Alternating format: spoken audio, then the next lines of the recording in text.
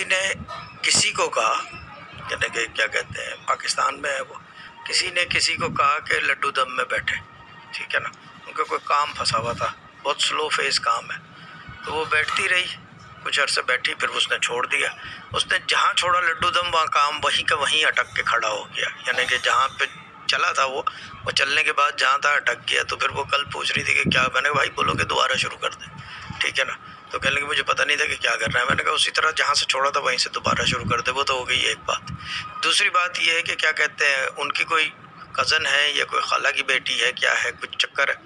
اس کو انہوں نے تجرباتی طور پہ نا بولا یا لطیفوں کو کر لو، اور انہوں نے یا لطیفوں کیا، اور اتفاق کی بات ہے ان کا گھر جو ہے 6 مہینہ ہو گیا تھا اٹکے ہوئے، ودن 3 ورکنگ ڈیز یا 5 ورکنگ ڈیز وہ گھر ہو گیا۔ یہ ہوتا ہے کام صرف سننے سے۔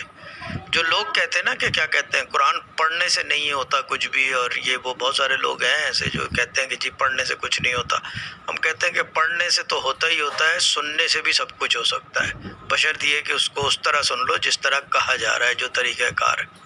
اچھا، سننے کا طریقہ انہوں نے بڑا عجیب بتایا۔ پہلے میں نے اس کو ایسے کہا کہ سننے کا طریقہ انہوں نے بتایا کہ انہوں نے اپنے کزن کو اس طرح کہا کہ یا لطیفہ لگا کے فون کو الٹا کر کے سائیڈ پہ رکھ کے ہیڈ فون پہ بیٹھ کے سن لیں۔ یہ پوچھنا بھول گیا کہ جا نماز پہ تھی یا کمرے میں تھی، بیٹھ پہ تھی، کہاں پہ تھی، یا جہاں بھی تھی، تو